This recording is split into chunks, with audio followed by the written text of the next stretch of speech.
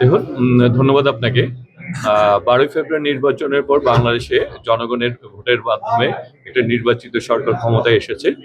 এই সরকারের মাননীয় প্রধানমন্ত্রী জনাব তারেক রহমান, তিনি জনগণের এবং দেশের মানুষের উন্নয়নে কাজ করে চলছেন।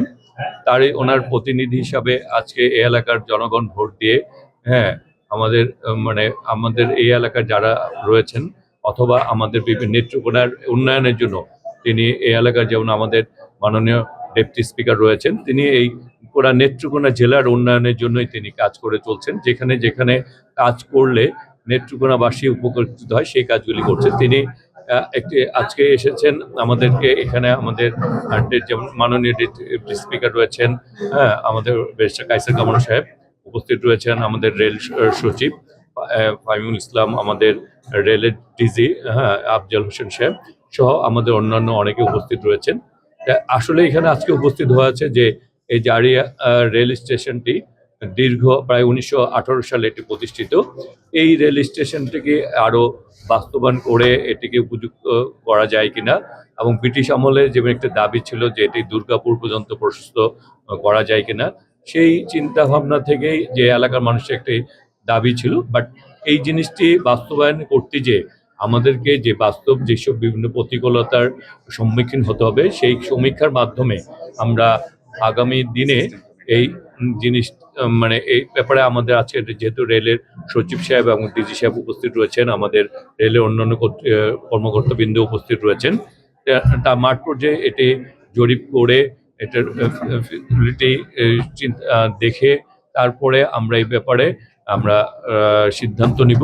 তবে এই ব্যাপারে বিশেষ উদ্যোগী হচ্ছেন এই এলাকার যে আমাদের যে মাননীয় ডেপুটি স্পিকার সাহেব ব্যারিস্টার কায়সার কামাল, উনি এই এলাকার উন্নয়ন ইতিমধ্যে আপনারা দেখেছেন যে দুর্গাপুরে এলাকা 5টি ব্রিজের আমাদের পাশ হয়েছে, এবং আজকেও তিনি চান এই এলাকার রেলের অবস্থানটা শক্তিশালী হোক। সেই কারণেই তিনি আজকে আমাদের সবাইকে এই এলাকার আপামর জনসাধারণ উন্নয়নের জন্য তিনি কাজ করে চলছেন, এবং তারই পরিপ্রেক্ষিতে আজকে আমাদের এখানে আসা। আমরা এই এলাকাটি আজকে স্বচক্ষে আমরা রেল বিভিন্ন কর্মকর্তাদের নিয়ে এসেছি। আমাদের ডেপুটি স্পিকার আমন্ত্রণে আমরা এই এলাকার উন্নয়নের বাকি কাজগুলি আমরা রেলের জরিপ করে মাঠ পর্যায়ে সমীক্ষা করে দেখে তারপরে এই ব্যাপারে আমরা ওনাদের সাথে আলোচনা করে আপনাদেরকে জানাবো যে এটি আসলে কতটুকু বাস্তবায়ন করা যায়। তবে আমাদের এটি বাস্তবায়ন করার জন্য উদ্যোগ রয়েছে, চেষ্টা রয়েছে।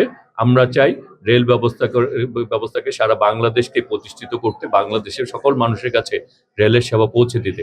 সে ব্যাপারেই মাননীয় প্রধানমন্ত্রী জনাব তারেক রহমানের নির্দেশে আজকে আমরা যারা রেলের দায়িত্বে রয়েছি আমরা সবাই মিলে কাজ করে চলছি। আমরা কবে নাগাদ আশা করতে পারি আমাদের জারিয়া থেকে দুর্গাপুর 12 কিলোমিটার রেল কার্যক্রম শুরু হবে?